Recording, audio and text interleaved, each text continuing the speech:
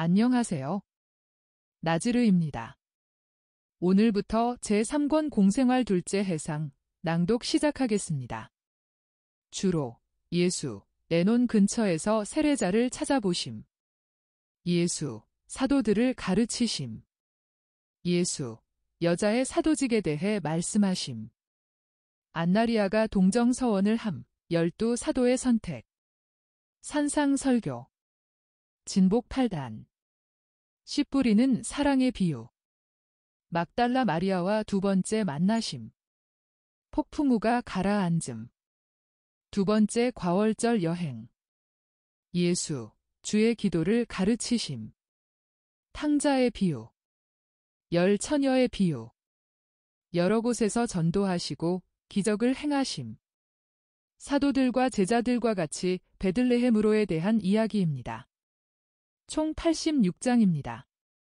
참고로 공생활 둘째 해는 제3권부터 제4권, 공생활 둘째 해, 하까지 이어져 총 178장입니다. 그럼 시작하겠습니다. 1장. 아리마테아로 가시면서 제자들을 가르치시다. 주님, 저 사람을 어떻게 할 것입니까? 하고 베드로가 요셉이라는 사람을 가리키면서 예수께 묻는다. 그 사람은 일행이 엠마오를 떠난 때부터 그들을 따라오고 지금은 그를 특별히 보살피는 알페오의 두 아들과 시몬의 말을 듣고 있다. 내가 말했지? 우리와 함께 갈릴레아까지 가는 것이다. 그 다음에는요? 그 다음에는 우리와 함께 있는 것이다. 그렇게 될 터이니 두고 보아라. 저 사람도 제자가 됩니까? 그에게는 그런 일이 있었는데요. 너도 바리사이파 사람이냐? 저는 아닙니다. 그렇지만 바리사이파 사람들이 우리를 너무 엄중히 감시하는 것만 같습니다. 그래서 저 사람이 우리와 같이 있는 것을 보면 우리를 난처하게 할 것이다. 내 말은 이 말이지. 그러면 소란이 두려워서 비탄과 싸우고 있는 아브라함의 후손을 내버려 두어야 한단 말이냐? 아니다. 시몬 베드로야. 저 사람은 그의 커다란 상처가 어떻게 치료되느냐에 따라서 파멸할 수도 구원을 받을 수도 있는 영혼이다. 그러나 저희들은 벌써 선생님의 제자가 아닙니까? 예수께서는 베드로를 바라보시며 잔잔히 웃으신다. 그리고 말씀하신다. 몇 달 전 어느 날 나는 다른 사람이 많이 올 것이다 하고 내게 말하였다. 밭은 넓다. 넓어도 대단히 넓다. 그 넓이에 비해서는 일꾼이 항상 모자랄 것이다. 요나와 같이 일하던 중에 쓰러지는 사람이 많겠기 때문이기도 하고. 그러나 너희들은 언제나 내 마음에 드는 사람들일 것이다 하고 말을 마치시며 슬퍼하는 베드로를 당신께로 끌어당기시니 베드로는 이 약속의 말을 듣고 안심한다. 그러면 저 사람도 우리와 같이 가는 겁니까? 그렇다. 마음이 가라앉을 때까지? 저 사람은 지금 그가 들여 마셔야 했던 그 많은 증오로 해독을 입고 있다. 중독된 것이다. 야고보와 요한도 안드레아와 같이 선생님께로 와서 듣고 있다. 너희들은 비타협적인 증오로 사람이 사람에게 끼칠 수 있는 악이 얼마나 엄청난지 어림잡을 수 없을 거다. 너희들의 선생이 영적으로 병든 사람들에 대해서 항상 친절하였다는 것을 기억하길 부탁한다. 너희들은 내 가장 큰 기적들과 내 가장 중요한 힘이 육체의 병을 고쳐주는 것으로 나타난다고 생각하느냐? 벗들아, 그렇지 않다. 그래, 내 앞에 있는 사람들도 뒤에 있는 사람들도 이리 오너라. 길이 넓으니 우리는 함께 모여서 걸어갈 수 있다. 모두가 예수께로 바싹 다가서니 예수께서는 계속하신다. 내 주요한 일, 즉 내 성질과 내 사명에 대하여 더 많이 증언해주고 내 아버지께서 기쁘게 바라보시는 일은 한 가지나 또는 여러 가지 주요한 악습을 고쳐주거나 하느님께 벌을 받거나 버림을 받았다는 확신으로 사람의 길을 꺾어놓는 고뇌 같은 마음의 병을 고쳐주는 것이다.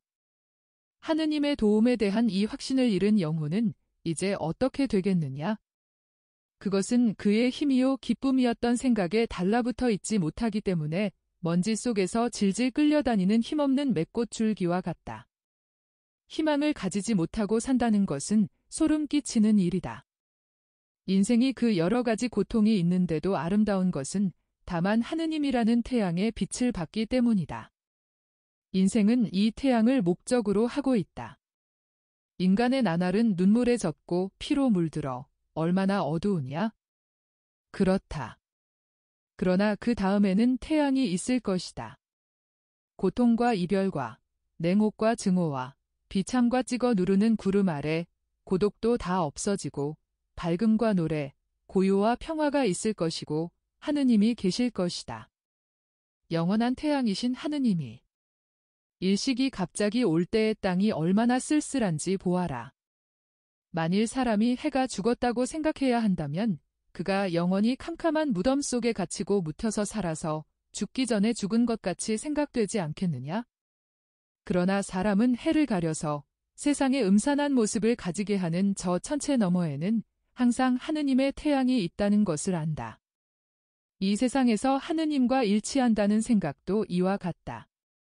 사람들이 상처를 입히고 도둑질을 하고 중상을 한다고? 그러나 하느님께서는 고치시고 되돌려주시고 무죄를 증명하신다. 그리고 제한 없이 그렇게 하신다. 사람들이 하느님께서 너를 물리치셨다고 말하느냐? 그러나 안심하는 영혼은 이렇게 생각한다. 아니, 이렇게 생각해야 한다. 하느님은 공평하시고 인자하시다. 하느님께서는 원인들을 보시고 또 친절하시다. 그리고 아무리 친절한 사람이 그럴 수 있는 것보다도 훨씬 더 친절하시다. 무한히 친절하시다. 따라서 그렇지 않다. 만일 내가 눈물 젖은 얼굴을 그분의 가슴에 갖다 대고 아버지, 제게는 아버지만이 남아 계십니다. 당신 아들이 몹시 슬퍼하고 기가 죽었습니다. 제게 평화를 주십시오. 하고 말씀드리면 나를 물리치지 않으실 것이다 하고 하느님께서 보내신 사람인 나는 이제 사람이 흔들어 놓고 사탄이 뒤엎어 놓은 사람들을 모아서 구원한다. 이것이 내 사업이다. 참으로 내 사업이다. 육체에 대한 기적은 하느님의 능력이고 정신의 구속은 구세주여 속죄자인 예수 그리스도의 일이다. 나는 이렇게 생각하는데 내 생각은 틀림이 없다. 즉 하느님의 눈과 그들 자신의 눈으로 보아 내게서 그들의 복권을 얻어낸 사람들은 내 충실한 제자들일 것이고 군중들에게 여러분은 죄인이십니까? 나도 죄인입니다. 여러분의 품위가 떨어졌습니까? 내 품위도 떨어졌습니다. 여러분은 실망했습니까? 나도 실망했습니다. 그러나 여러분이 보시다시피 메시아께서 내 정신적인 비참을 불쌍히 여기셔서 나를 당신의 사제로 만들고자 하셨습니다. 그것은 그분이 자비, 바로 그것이시기 때문인데 세상 사람들이 그것을 믿게 되기를 원하십니다.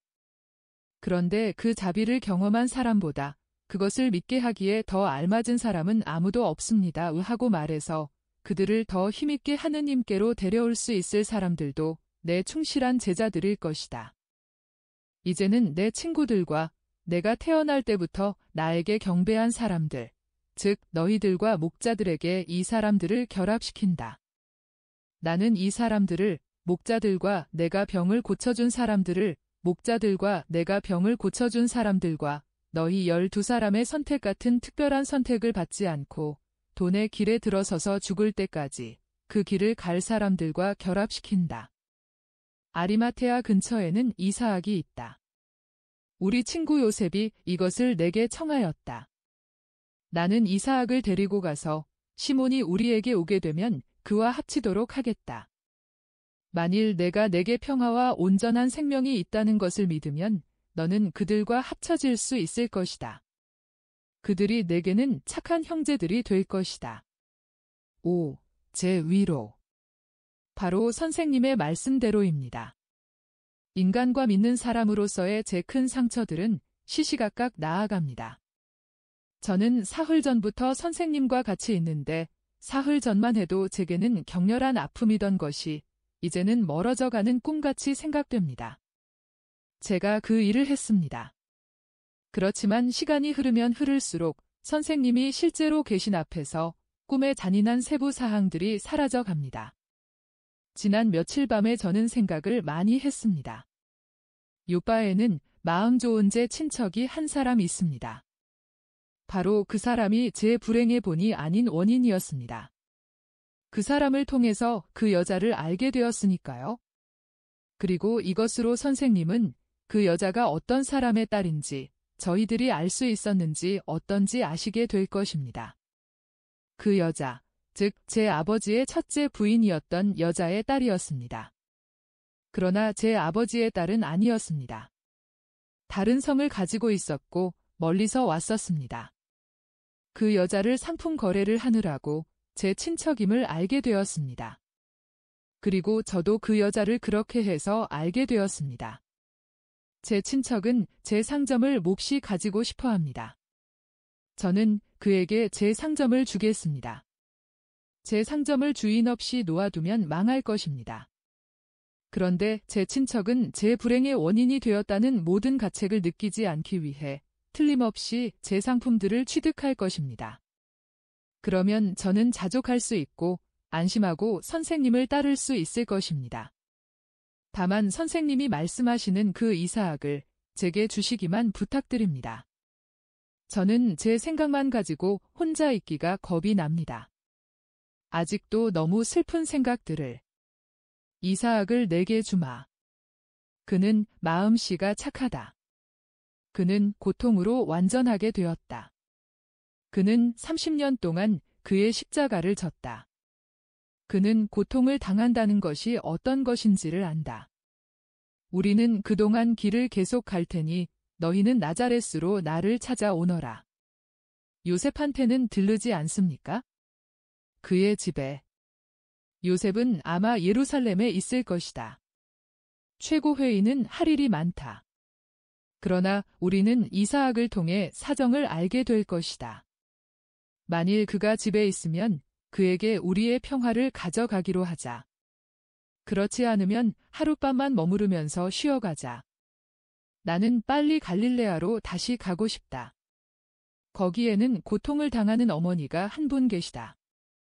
그분을 괴롭히려고 애쓰는 누군가가 있기 때문이라는 것을 기억하여라. 나는 그분을 안심시켜 드리고 싶다. 2장. 사마리아를 향하여 가시면서 제자들을 가르치시다. 예수께서 12 제자와 같이 계시다.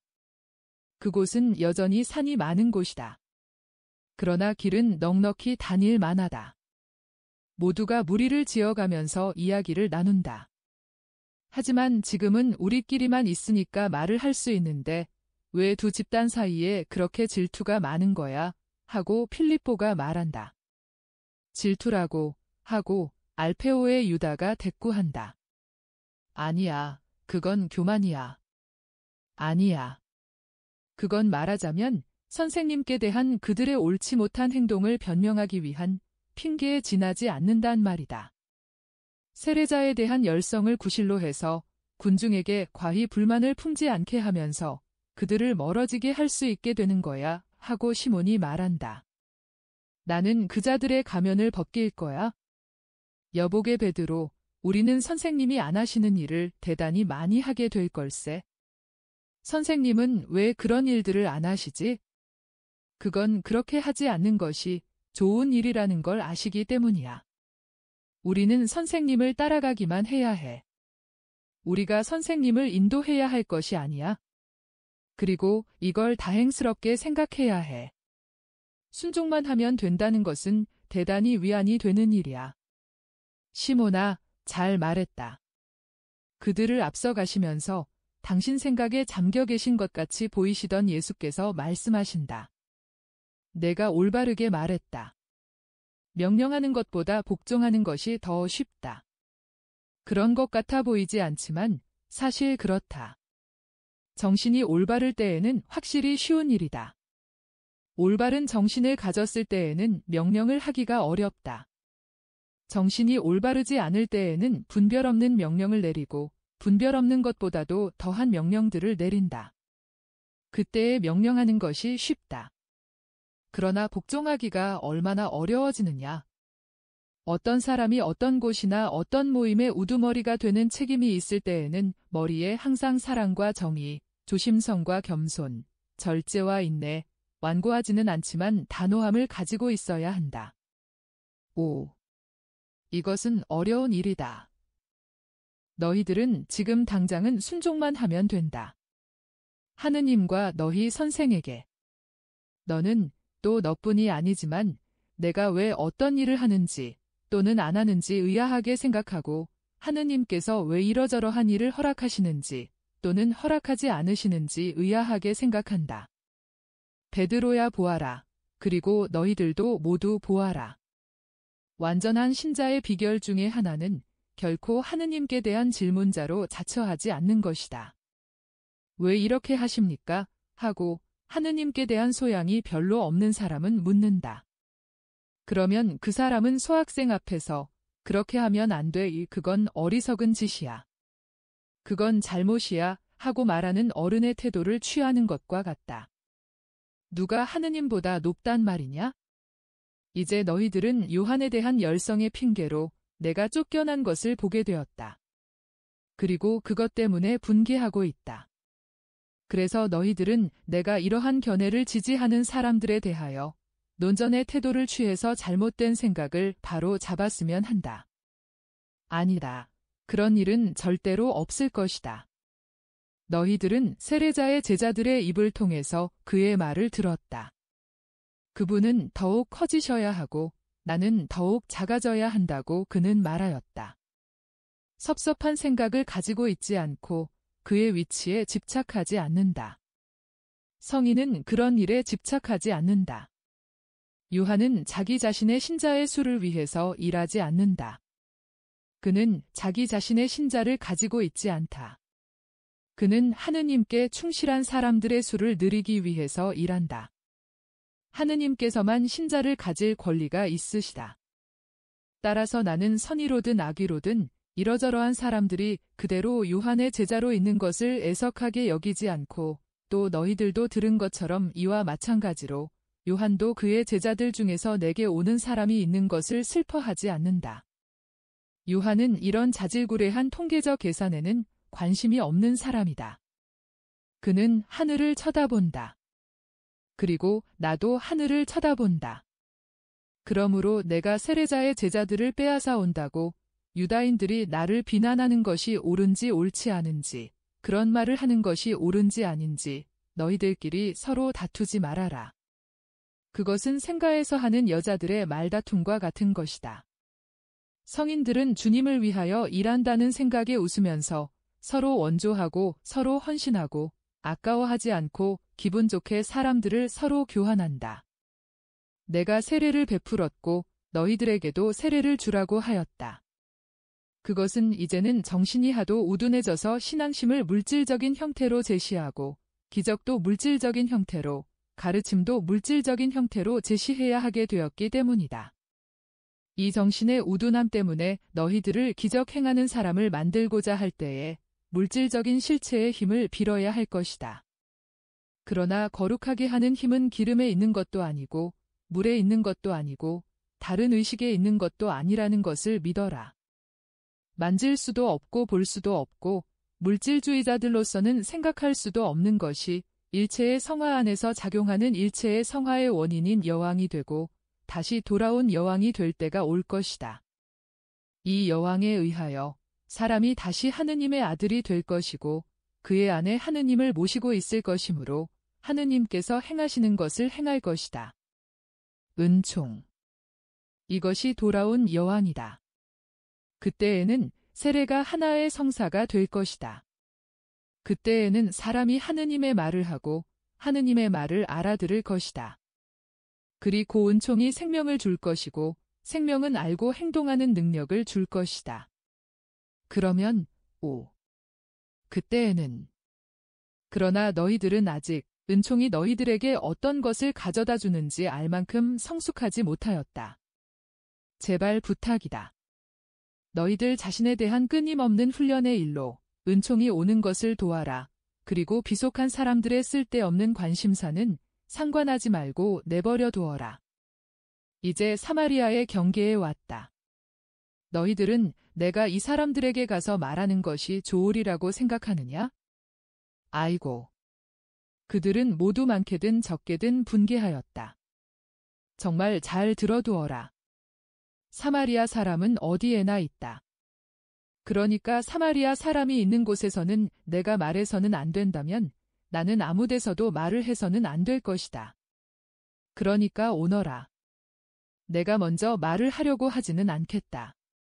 그러나 저 사람들이 하느님에 대해 말해달라고 청하면 업신여기지 않고 하느님에 대해 말하겠다. 한 해가 끝나고 둘째 해가 시작된다. 이 해는 처음과 마지막 사이에 걸쳐 있다. 처음에는 선생이 눈에 띄었다. 그런데 지금은 구세주가 나타난다. 마지막은 속죄자의 얼굴을 가질 것이다. 가자.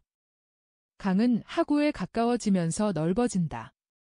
나도 자비의 일을 확대한다. 하구가 가까워 오기 때문이다. 우리는 갈릴레아에 갔다가 어떤 큰 강 있는 데로 가는 건가? 혹 나일강으로 아니면 유프라테스 강으로 하고 어떤 제자들이 속삭인다.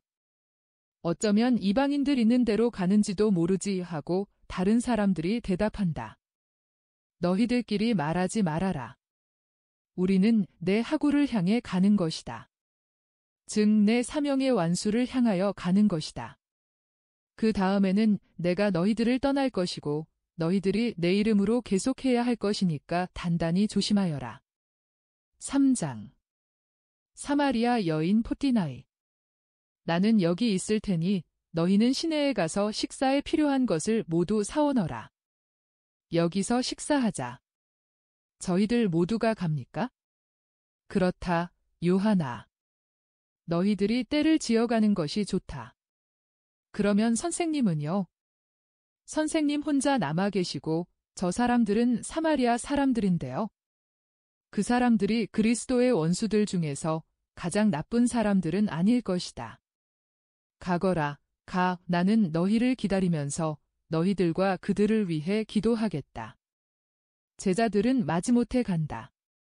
그러면서 낮고 넓은 우물전 가까이 있는 양지바른 낮은 당장에 앉아 계신 예수를 보려고 서너 번 돌아다본다. 매우 큰 우물이다. 어떻게나 넓은지 거의 빗물바지 웅덩이 같다. 지금은 잎이 없는 큰 나무들로 여름에는 그늘이 질 것이 틀림없다. 물은 보이지 않는다. 그러나 우물 곁에 있는 땅에 작은 물웅덩이들과 젖은 물병들이 남긴 둥그런 자국들이 있어 물을 펐다는 것을 분명히 알 수 있다. 예수께서는 앉으셔서 늘 가지시는 자세로, 즉 팔꿈치를 무릎에 그시고 손은 앞으로 깍지 끼시고 몸을 약간 구부리시고 머리는 땅 쪽으로 숙이시고 묵상을 하신다. 그리고 따뜻한 햇살이 몸을 따뜻하게 하는 것을 느끼시고 겉옷이 머리와 어깨에서 미끄러져 내리게 그냥 두신다. 그러나 그것을 개켜서 아직 가슴에 안고 계시다. 예수께서는 머리를 들어 누군가가 우물가에 떨어뜨린 커다란 빵부스러기를 빼앗으려고 서로 싸우는 한때의 참새들을 보시고 빙그레 웃으신다. 그러나 참새들은 어떤 여인이 오는 바람에 도망친다.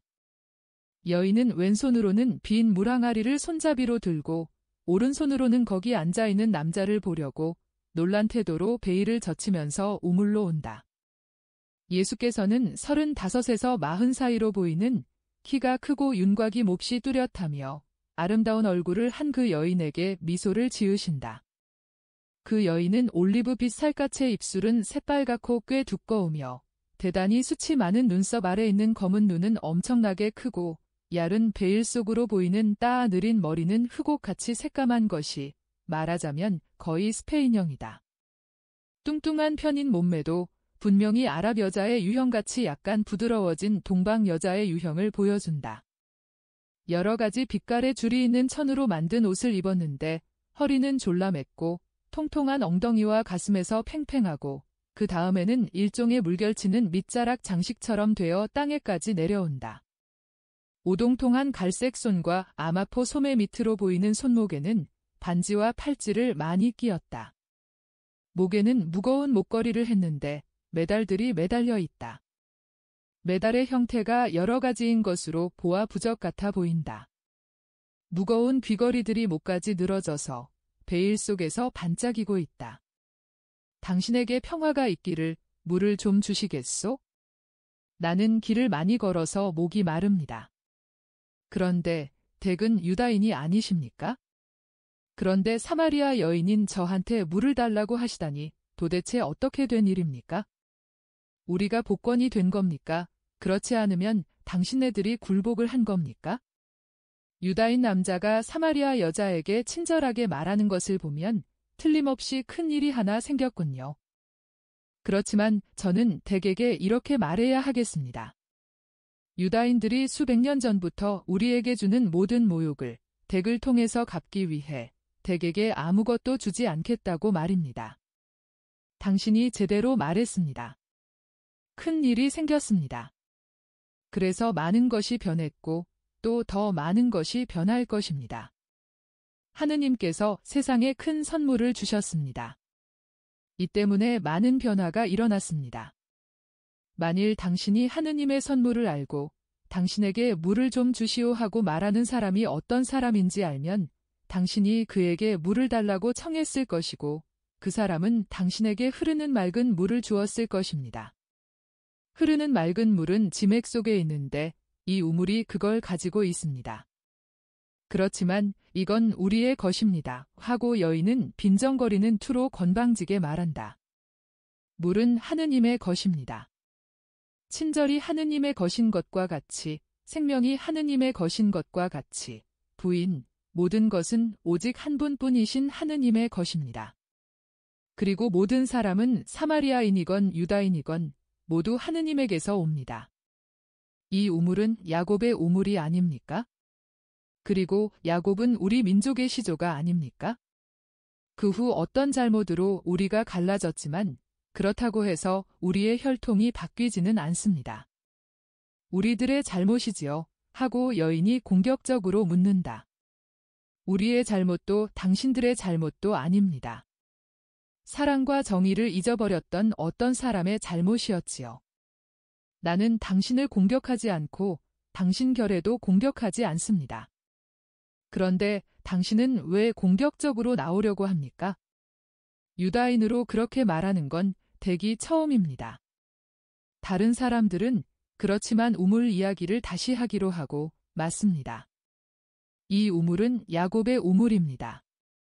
그리고 이 우물의 물은 하도 많고 맑아서 우리 시카르 사람들은 다른 샘물보다 이 우물을 더 좋아합니다. 그렇지만 아주 깊습니다. 댁은 동이도 가죽 부대도 없는데 어떻게 제게 흐르는 맑은 물을 퍼줄 수 있습니까? 이 풍부한 수맥을 자기와 자식들과 가축들을 위해서 발견하고 우리에게 그의 기념으로 선물처럼 남겨준 우리 성조 야곱보다 댁은 더 훌륭한 사람이십니까? 당신이 바로 말했습니다. 그러나 이 물을 마시는 사람은 또 목이 마를 것입니다. 이와 반대로 나는 마시면 다시는 목이 마르지 않을 그런 물을 가지고 있습니다. 그러나 그것은 온전히 나만의 것이고 나는 청하는 사람에게 줄 것입니다. 정말 잘 들어두시오. 내가 주는 물을 가질 사람은 항상 싱싱할 것이고 다시는 목이 마르지 않을 것입니다. 그것은 내 물이 그의 안에서 마르지 않는 영원한 샘이 될 것이기 때문입니다. 뭐라고요? 저는 알아듣지 못하겠습니다. 댁은 마술사입니까? 사람이 어떻게 우물이 될 수 있습니까? 낙타는 물을 마셔서 그 배의 공동에 저장해 두지요. 그렇지만 그 다음에는 그걸 다 먹어서 일생 동안 가는 법이 없지요. 그런데 댁은 댁의 물은 일생 동안 간다고 하십니까? 그보다도 훨씬 오래 갑니다. 그 물을 마시는 사람에 있어서는 그 물이 영원한 생명에 이르기까지 솟아나서 영원한 생명의 싹을 나게 할 것입니다. 그것은 구원의 샘이니까요. 댁이 그런 물을 가지고 있다는 게 사실이면 제게 그 물을 좀 주세요. 저는 여기까지 오느라고 필요합니다. 그 물이 있으면 저는 목마르지 않고 또 절대로 병도 들지 않고 늙지도 않을 것입니다. 그것만이 당신을 피로하게 합니까? 다른 것은 아무것도 없고요. 그러면 당신은 당신의 하찮은 육체를 위해 마실 물을 기를 필요성 말고 다른 필요성을 느끼지 않습니까? 생각해 보시오. 육체보다 더 나은 것이 있습니다. 그것은 영혼입니다. 야곱은 그와 그의 가족들을 위해서 땅에 솟는 물만을 주지 않았습니다. 야곱은 그를 위해서 하느님의 물인 성덕을 장만하고 가족들에게 그것을 주려고 마음을 다했습니다. 당신네들은 우리 보고 이교도라고 말합니다. 당신네들이 말하는 것이 옳다면 우리는 거룩하게 될 수가 없습니다. 여인은 무례하고 빈정거리는 말투를 버리고 온순해지고 약간 부끄러워한다. 이교도도 덕을 닦을 수 있습니다. 그리고 정의로우신 하느님께서는 그 사람이 행한 선행을 갚아주실 것입니다. 그것이 완전한 상은 아닐 것입니다. 그러나 정말이지 큰 죄로 더러워진 신자와 죄가 없는 이교도 중에서 하느님께서는 이교도를 덜 엄하게 대하십니다. 그런데 당신들이 그런 사람들이 될 줄 안다면 왜 참 하느님께로 오지 않습니까? 이름이 무엇입니까? 포띠나이입니다. 그러면 포띠나이, 대답하시오. 당신은 당신이 말하는 것처럼 이교도이기 때문에 또 내가 말하는 것과 같이 아주 오래된 잘못된 생각의 어두운 그림자 속에 들어있기 때문에 성덕을 갈망할 수 없는 것이 괴롭지 않습니까? 맞습니다. 그것이 괴롭습니다. 그렇다면 왜 적어도 덕 있는 이교도로라도 살지 않습니까? 주님. 그렇지요. 그것은 아니라고 말할 수 있습니까? 가서 남편을 불러가지고 다시 오시오. 저는 남편이 없습니다. 여인은 점점 더 부끄러워한다. 바른 대로 말했습니다. 당신은 남편이 없습니다. 당신은 남자가 5이나 있었는데 지금 같이 사는 남자도 남편이 아닌 사람입니다. 이것이 필요한 일이었습니까? 당신의 종교도 부도덕을 권장하지는 않습니다. 당신들도 십계명을 가지고 있지요.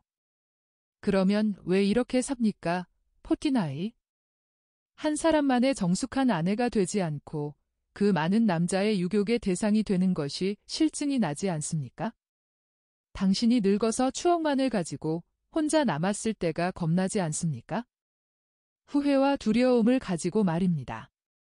그렇습니다.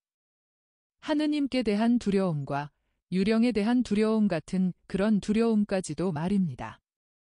아이들이 어디 있습니까? 여인은 고개를 푹 숙이고 말을 못한다. 이 세상에는 당신 자식들이 없지요. 그러나 당신이 이 세상 빛을 보지 못하게 막은 그들의 작은 영혼들이 당신을 비난합니다. 항상. 보석, 아름다운 옷, 호화로운 집, 잘 차린 식탁. 그런 것은 있습니다. 그러나 공허감, 눈물, 내적인 빈곤도 있습니다. 포티나이, 당신은 버림받은 여자입니다. 그리고 진정한 뉘우침과 하느님의 용서, 따라서 당신의 아이들의 용서를 통해서만 당신이 부자가 될 수 있습니다. 주님, 저는 주님이 예언자시라는 걸 알겠습니다. 그래서 부끄럽습니다. 그런데 당신이 악을 행할 때에 하늘에 계신 아버지께 대해서는 그런 부끄러움을 느끼지 못했습니까? 사람 앞에서 낭망해서 울지 마시오. 포티나이, 이리 내 가까이로 오시오. 하느님에 대해서 말해주겠습니다. 당신은 아마 하느님을 잘 알지 못했었지요. 당신이 그처럼 방황한 것은 그 때문이었지요. 분명히 그 때문이었습니다.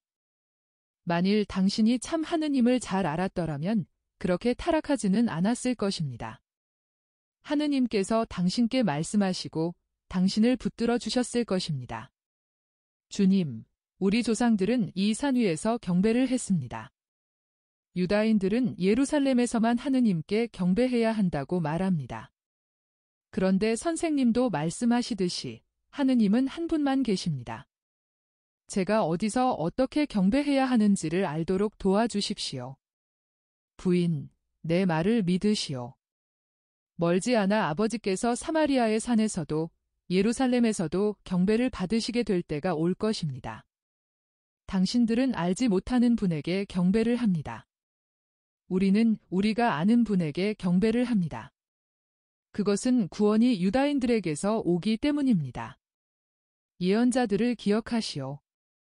그러나 때가 올 것인데 이제는 예전 의식에 의하지 않고 불로 소멸되는 제물과 동물의 희생도 없는 의식을 가지고 영과 진리로 예배자들이 아버지께 경배를 할 때가 이미 시작되었습니다.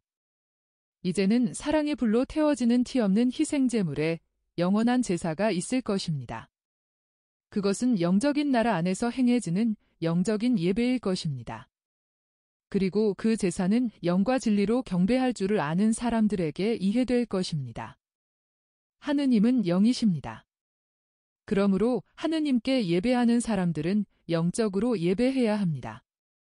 선생님은 거룩한 말씀을 하십니다. 우리들도 무엇을 좀 알고 있기 때문에 저도 메시아가 오실 때가 되었다는 걸 압니다. 메시아, 즉 그리스도라고도 부르는 그분 말입니다. 그분이 오시면 우리에게 모든 것을 가르쳐 주실 것입니다. 바로 이 근처에는 메시아의 선고자라고 하는 분도 있습니다. 그리고 많은 사람들이 그분의 말을 들으러 갑니다. 그러나 그분은 엄하십니다. 선생님은 친절하십니다. 그래서 보잘것없는 사람들이 선생님을 무서워하지 않습니다. 저는 그리스도가 친절하시리라고 생각합니다. 그분을 평화의 왕이라고 부릅니다. 많이 기다려야 오십니까? 그분의 때가 벌써 왔다고 내가 말했는데요. 그걸 어떻게 아십니까? 그분의 제자이십니까? 선구자는 제자가 많습니다. 그리스도도 제자를 많이 두시겠지요. 당신과 말을 하고 있는 내가 그리스도 예수요. 선생님이. 아이고. 예수 곁에 앉아있던 여인이 일어나서 도망치려고 한다. 왜 도망합니까? 선생님 곁에 있는 것이 몹시 무서워서 그렇습니다. 선생님은 거룩하신데 나는 구세주입니다. 내가 여기 온 것은 여기 올 필요가 있었던 것은 아닙니다. 당신의 영혼이 방황하는데 실증이 났다는 것을 알았기 때문입니다. 당신은 당신이 먹는 음식에 구역질이 납니다. 그래서 나는 당신에게서 구역질과 피로를 없애줄 새로운 음식을 주려고 왔습니다. 저기 내 제자들이 내가 먹을 빵을 가지고 돌아옵니다.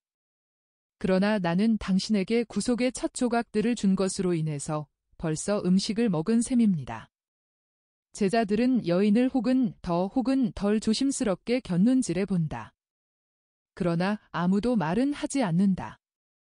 그 여자는 이제 물도 동이도 생각하지 않고 떠나간다. 여기 있습니다.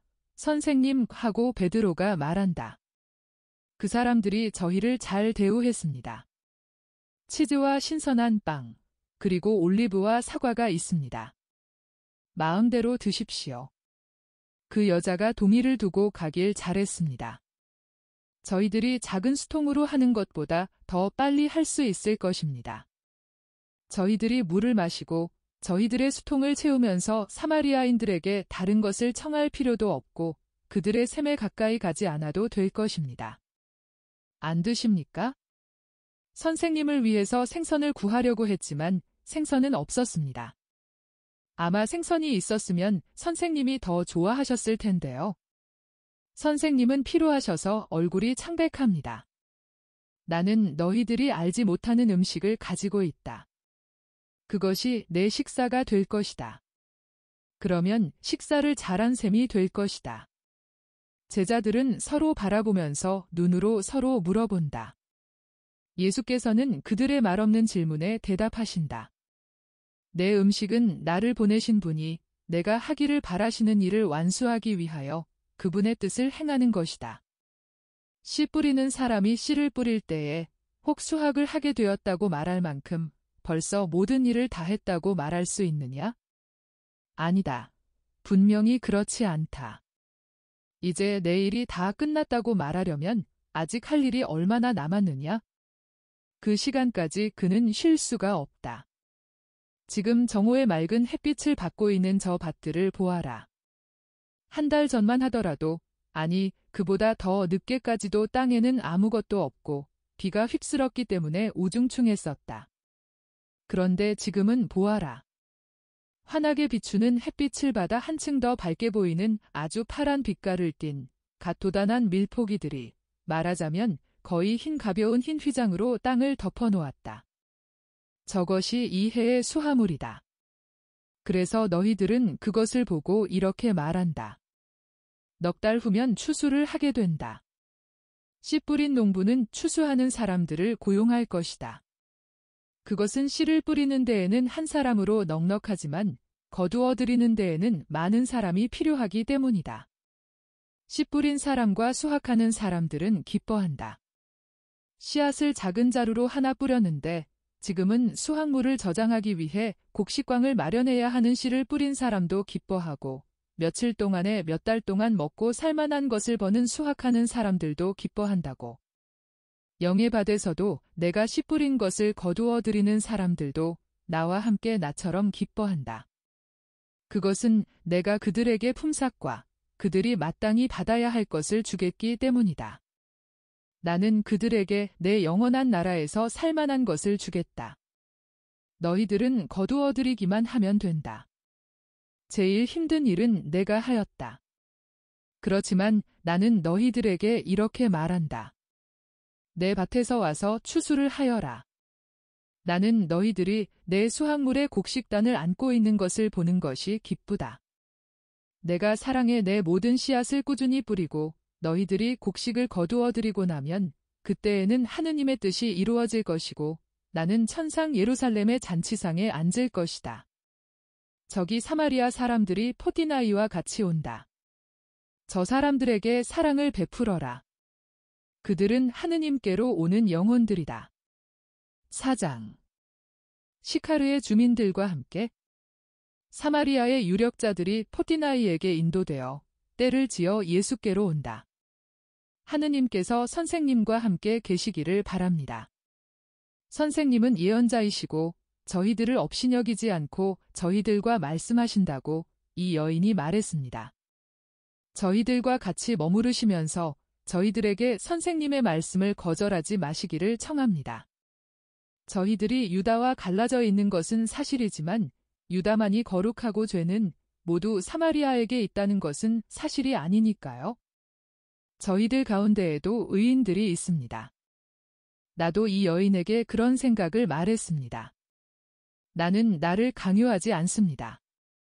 그러나 누가 나를 찾으면 거부하지도 않습니다. 선생님의 말씀이 옳습니다. 이 여인은 선생님이 그리스도이시라고 말했습니다. 그것이 사실입니까? 하느님의 이름으로 대답해 주십시오. 내가 그리스도입니다. 메시아의 시대가 왔습니다. 이스라엘을 그의 왕이 모았습니다. 그러나 이스라엘만이 아닙니다. 그러나 선생님은 저희들과 같이 틀린 생각을 가지고 있지 않은 사람들 편이시겠지요 하고 위험 있는 노인이 지적한다. 노인장, 나는 노인장이 여기 있는 모든 사람의 지도자시라는 것을 알겠고 진리를 성실하게 찾으신다는 것도 알겠습니다. 이제는 성서의 지식을 가지고 계신 노인장 들으십시오. 내게는 성령께서 에제키엘에게 예언자의 사명을 알리실 때 말씀하신 것과 같은 말을 하셨습니다. 사람의 아들아, 나는 너를 이스라엘의 자손들에게 내게서 멀리 떠나간 반역자들에게 보낸다. 그들은 머리가 굽고 길들일 수 없는 마음을 가진 아들들이다. 그들이 내 말을 듣고 나서는 내 말인 내 말을 참작하지 않게 될 수도 있을 것이다. 그 집은 반역하는 집이니까? 그러나 그들은 적어도 그들 가운데 예언자가 한 사람 있다는 것은 알 것이다. 그러므로 너는 그들을 무서워하지 말고 그들의 말을 듣고 불안해하지 말아라. 그들은 불신하고 반항적인 사람들이기 때문이다. 그들이 내 말에 귀를 기울이든지 내 말을 거부하든지 그들에게 내 말을 전하여라. 너는 내가 하라는 것을 하여라. 저들과 같이 반역자가 되지 않기 위해 내게 말하는 것을 들어라. 따라서 내가 내게 줄 음식을 무엇이든지 먹어라. 그래서 나는 왔습니다. 나는 착각하지 않습니다. 그래서 승리자로 받아들여지기를 바라지는 않습니다. 그러나 하느님의 뜻이 내 기분 좋은 것이니 나는 그것을 행합니다. 그리고 여러분이 원한다면 성령께서 내게 넣어주신 말을 여러분에게 해주겠습니다. 어떻게 영원하신 분께서 우리를 생각하실 수 있었을까요? 그것은 하느님이 사랑이시기 때문입니다. 유다의 선생들은 그렇게 말하지 않습니다. 그러나 이것은 주님의 메시아가 여러분에게 말하는 것입니다. 메시아는 유다의 한 동정녀에게서 날 것이라고 되어 있습니다. 선생님은 누구에게서 어떻게 나셨습니까?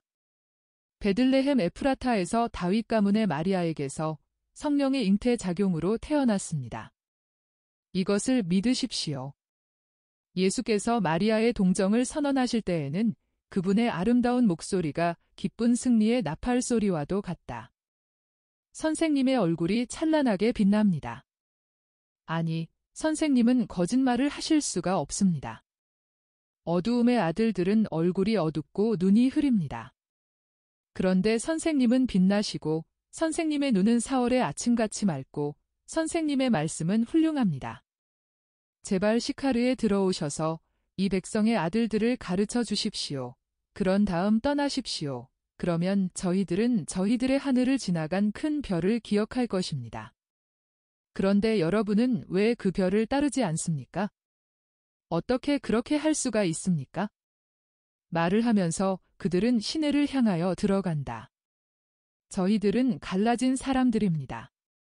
적어도 그렇게 말들 해왔습니다. 그러나 저희들은 이 믿음을 가지고 태어났고, 그래서 이 믿음을 버리는 것이 옳은지 모릅니다. 그뿐 아니라. 그렇습니다. 선생님과는 저희들이 말을 할 수 있다고 느낍니다. 또 그리고 저희들도 눈이 있어 볼 수 있고, 머리가 있어 생각할 수가 있습니다. 여행으로나 장사로 선생님네 땅을 지나가면서 저희들이 보는 모든 것이 하느님께서 유다의 여러분이나 갈릴레아의 여러분과 함께 계시다고 저희들에게 믿게 할 정도로 거룩하지는 않습니다. 정말 잘 들어두십시오. 모욕과 저주로 여러분을 설득하고 하느님께로 데려오지 못한 것이 아니라 모범과 사랑으로 그렇게 하지 못했다는 사실은 이스라엘의 나머지 부분에 대한 고소 조항이 될 것입니다. 선생님께서는 정말 지혜가 많습니다. 다들 들으시오. 모두가 감탄하여 속삭임으로써 그들의 동의를 나타낸다. 그러는 동안 시내로 들어갔고 어떤 집을 향하여 갈 때에는 다른 많은 사람이 가까이 온다. 이거 보십시오, 선생님. 지혜로우시고 인자하신 선생님이 우리 의심을 풀어주십시오. 저희들의 장래의 많은 일이 여기에 달릴 수 있습니다. 선생님은 메시아이시고 따라서 다윗 왕국을 재건하실 분이시니 갈라진 이 지체를 국가의 몸에 다시 합치는 것을 기뻐하실 것이 틀림없습니다. 그렇지요. 이 노쇠한 국가의 갈라진 지체들을 다시 모으는 것보다는 모든 사람을 하느님께로 다시 데려오는 것, 이것이 내 관심사이고 어떤 마음속에 진리를 회복시키는 것을 기뻐합니다. 그러나 의심나는 것을 말씀하세요. 저희 조상들이 죄를 지었습니다. 그때부터 사마리아의 영혼들은 하느님께 밉게 보이게 되었습니다. 그러니 저희들이 선을 따른다고 해서 하느님에게서 무슨 이익을 얻어내겠습니까? 저희들은 하느님의 눈에는 언제까지나 문둥병자로 보일 것입니다. 그것이 여러분들의 섭섭함이고 모든 이교인들의 영원한 섭섭함이고 불만입니다. 그러나 나는 노인장에게 에제키엘과 함께 또 이렇게 대답하겠습니다. 모든 영혼은 내 것이다. 하고 주님이 말씀하십니다. 아버지의 영혼도 아들의 영혼도 주님의 것입니다. 그러나 죄를 지은 영혼만이 죽을 것입니다. 어떤 사람이 의롭고 우상 숭배자가 아니고 음란한 죄를 짓지 않고 도둑질을 하지 않고 고리대금을 하지 않고 남의 육체와 영에 대하여 자비를 베풀면 내 눈에는 의인으로 보일 것이고 참 생명으로 살 것입니다. 또 있습니다. 어떤 의인이 모반하는 아들을 두었으면 그 아들이 흙 아버지가 의인이기 때문에 생명을 얻겠습니까? 아닙니다. 얻지 못합니다. 또 있습니다. 어떤 죄인의 아들이 의인이면 그가 죄인의 아들이기 때문에 아버지처럼 죽겠습니까? 아닙니다. 그는 의인이었기 때문에 영원한 생명으로 살 것입니다. 어떤 사람이 다른 사람의 죄를 짊어진다는 것은 공평하지 못할 것입니다. 죄를 지은 영혼이 벌을 받을 것입니다. 죄를 짓지 않은 영혼은 죽지 않을 것입니다. 그리고 만일 죄 지은 사람이 뉘우치고 의덕으로 돌아오면 그 사람도 생명을 얻을 것입니다. 유일한 오직 한 분뿐이신 주님, 주 하느님께서 이렇게 말씀하십니다. 나는 죄인의 죽음을 원치 않고 그가 회개하여 생명을 얻기를 원한다고. 나는 이 때문에 보냄을 받았습니다. 방황하는 아들들이여. 여러분이 참 생명을 얻으라고 보냄을 받았습니다. 나는 생명입니다. 나와 나를 보내신 분을 믿는 사람은 비록 지금까지 죄인이었다 하더라도 영원한 생명을 얻을 것입니다. 선생님, 제 집에 다 왔습니다. 제 집에 들어오시는 것이 싫지 않으십니까? 나는 죄만을 몹시 싫어합니다. 그러면 들어와 머무르십시오. 함께 식사를 나누십시다. 그리고 그렇게 하시는 것이 괴롭게 여겨지지 않으시면 하느님의 말씀을 저희들에게 나누어 주십시오. 선생님에게서 오는 그 말씀은 맛이 다릅니다. 그런데 저희들은 여기 고민이 하나 있습니다. 저희들이 진리 안에 있다고 확신하지 못하는 고민입니다. 만일 여러분이 용기를 내서 공공연하게 진리를 찾아오면 모든 것이 가라앉을 것입니다. 시민 여러분, 하느님께서 여러분의 마음속에서 말씀하십니다. 이제 곧 어두워집니다. 그러나 내일 아침 9시에 여러분이 원하시면 길게 말하겠습니다. 자비와 더불어 가십시오.